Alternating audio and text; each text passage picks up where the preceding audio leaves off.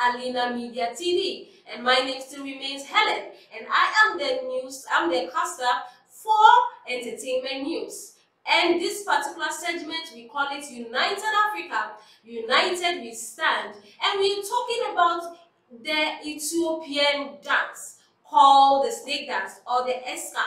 And then one of the things that they use in performing this dance is called the Amharic, and it's a popular music. You can contact us, or you can go to our Facebook and our social media channels. You will get all the gist about this Amharic music. And of course, we have all kinds of religions. We have Christian religion, we have Muslim religion, and the Jewish. So based on the music and the dance. But then this particular music goes with everything. This particular dance goes with everything. And this particular dance is so unique and a bit complex. So some of us may be asking, well, do we have any place that we can go for training? No, it's a bit complex. So currently they don't have training sectors, but then you can also practice it to watch more of it. Or if you want the video, just go to our social media handles, or just go to our website www.alinamediatv.org, and then we are posting you most of the songs and most of it there. Some of you just want to learn, you can just go there and learn it from them. I believe you just enjoyed yourself, and then you have also learned something. We'll be going for a quick commercial break. When we come back, the show still continues. Stay tuned and don't go anywhere.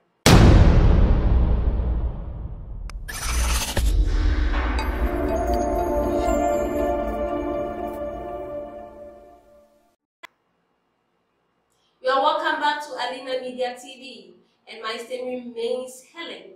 And we are still talking about the Ethiopian dance called the snake dance or the Ekiska. And this dance is so beautiful. I know those of you who just watch the video, you are intrigued by some of the dynamics of the song, and then the dance and the movement of the shoulders, how these people are able to move the shoulders so easily. You see how I'm struggling with it?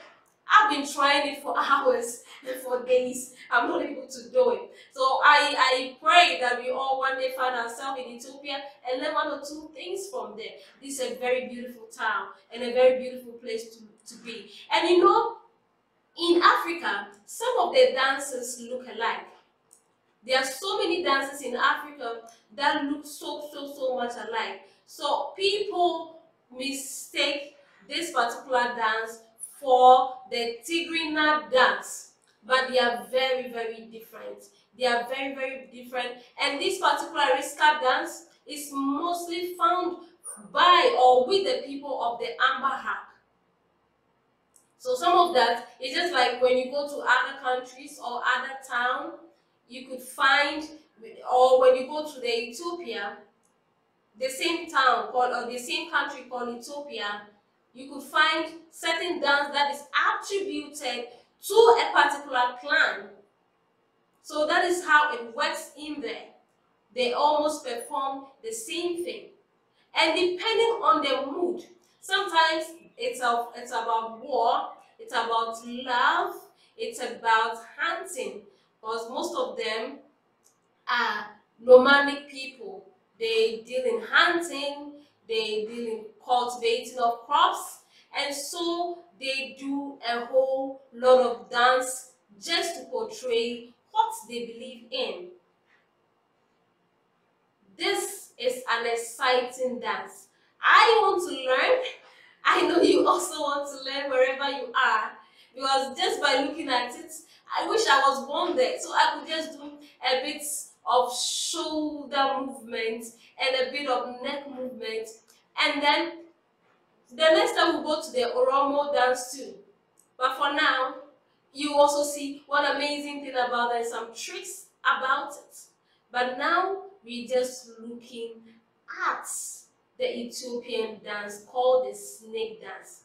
People don't really like it when something is being attributed to a snake. But then snakes are also beautiful animals too. So these are some of the equipments that are used in performing that dance. And some of them is called, they use the flute, or the menace called flute, and then they use a single string and a bow flute. And all of these are some of the equipment that are being used. And Kenyans have similar dance too, but it's not the same. We'll be delving to Kenya very soon, and we'll talk about the similarities in the Kenyan dance, the snake dance, and that of Ethiopian too, which is quite very different. They are not the same. People think they are the same. But there's an interesting thing about Ethiopians. Ethiopians constitute of 80 ethnic groups. These groups are unique, and they have their own rhythms and rhymes. They all react differently from the other. They all have separate and beautiful dance and beautiful cultured gestures, which means something very, very great and peculiar with them. I believe, and I am strongly sure, that you enjoyed yourself. I enjoyed myself. I learned. I entertained myself. Just tell me what you think. Just tell me what you think on our social media handles. Go to our Facebook, log on to Facebook, and then go to Alina Media TV. And you'll find me, Helen, there. We can be friends, you know. We'll start bringing you more topics and more interesting and jigs on Uganda. But before that, just don't go anywhere and enjoy yourself with this dance too.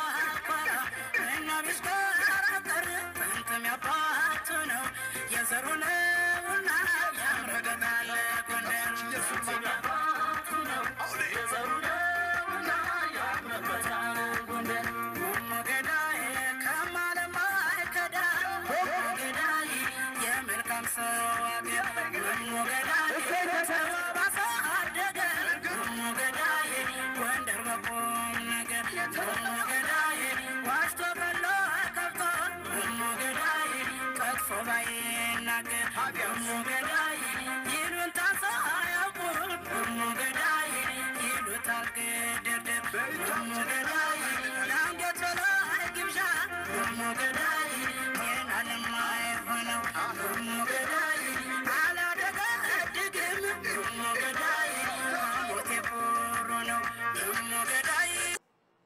are welcome back to Alina Media TV. My name still remains Helen.